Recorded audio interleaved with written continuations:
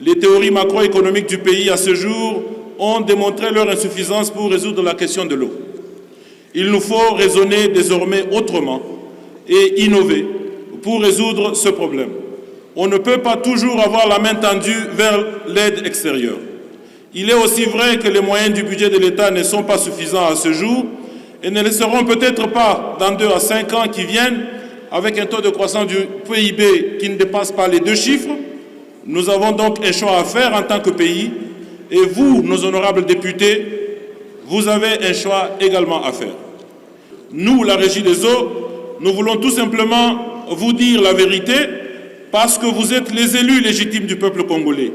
Sans les tarifs rémunérateurs et une politique appropriée, il y aura très peu de progrès et les problèmes d'accès à l'eau potable ne vont que s'aggraver. Intervenant à la suite des réponses du directeur général de la Régie des eaux, le président de l'Assemblée nationale, l'honorable Vital Kamerhe, attristé par cette question très cruciale au bien-être de la population, a invité chacun à jouer sa partition pour contribuer à l'amélioration des conditions de vie de la question orale avec débat. Le député Nkongolo Kayumbi Tobi a, dans sa conclusion, formulé des recommandations claires, urgentes et concrètes.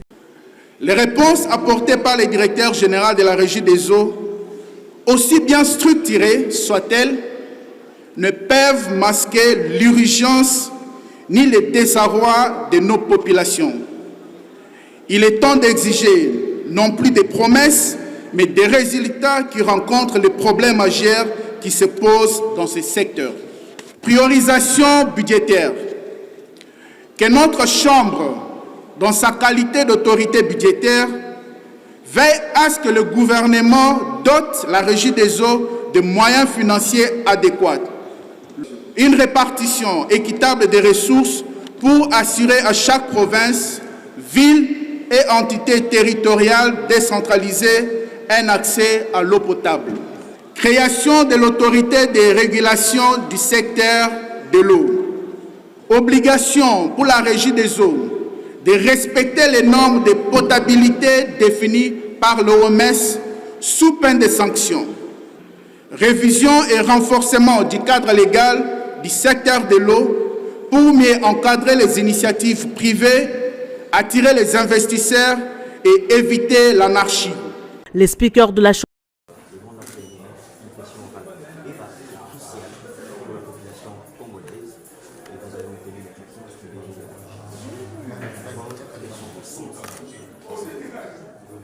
Merci pour la question. Sentiment de déception, il faut le dire aussi. Déception, pourquoi? Non pas parce que le DG n'a pas répondu à notre question, mais les questions qui ont été apportées par le DG parlent vraiment un tableau très sombre de cette société.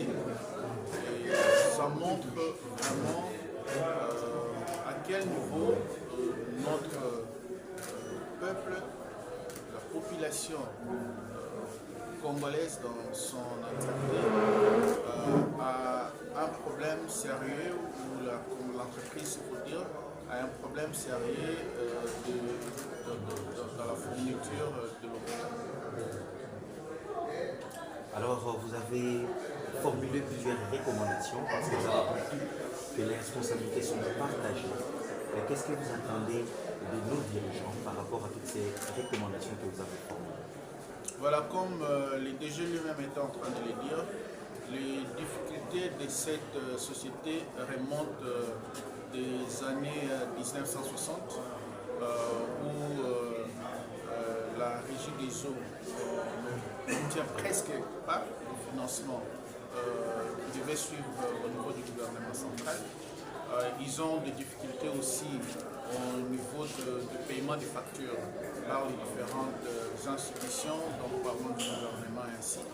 Et que c'est le plus pauvre de cette population qui déjà est presque pas servi à nous, qui prend la charge du fonctionnement de cette entreprise, de cette société, par le paiement de leurs factures. Nous avons formulé différentes recommandations. Vous savez d'abord que la première difficulté que nous avons, c'est un problème de qualité d'eau. l'eau que la régie des eaux fournit aujourd'hui n'est presque pas potable.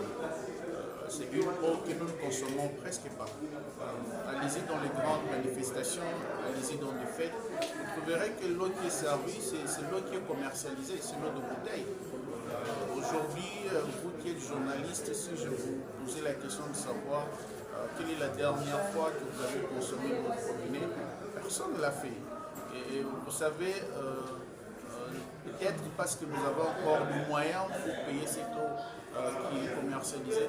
Mais qu'en est-il de ces populations qui se trouvent dans les milieux reculés, ces familles qui ont difficile de renouer les deux bouts du monde? Donc ils sont obligés de prendre cette eau qui n'est pas potable. Et c'est la cause des maladies et la cause de beaucoup de choses. Alors nous avons demandé à ce qu'une commission soit mise en place, afin d'abord que nous puissions récolter toutes les difficultés que cette entreprise a et que nous puissions mettre aussi en place des mesures correctives. Ceci va sur les plans financiers, sur les plans techniques et sur les plans même de fonctionnement managérial de l'entreprise et de son DG aussi. Nous avons fourni aussi des recommandations qui sont liées totalement à la loi. Donc nous avons demandé à ce qu'on mette en place un système qui peut régulariser la consommation d'eau. On sache aujourd'hui quelle est la distribution d'eau. J'ai été très touché de voir que les tableaux et les chiffres qui nous ont été présentés par le DG montrent une distribution d'eau totalement équitable. Vous êtes à Tchopo, rien n'est fait. Et il vous dit que c'est depuis Mobutu que tout s'est arrêté. Un des collègues qui a pu intervenir, il vous dit même que certaines concessions de la régie des eaux sont vendues. Donc il n'y a aucune trace. Il y a des provinces où les enfants qui sont nés dans l'an 2000 jusqu'à 2025 dans cette fourchette ne savent même pas c'est quoi la régie des eaux. Alors nous avons fourni des recommandations aussi qui vont dans ce sens-là. Donc l'objectif ici, c'est une sonnette d'alarme et nous avons formulé ces recommandations pour que le bureau de l'Assemblée puisse les mettre en application le plus tôt possible et que la commission puisse commencer à faire son travail.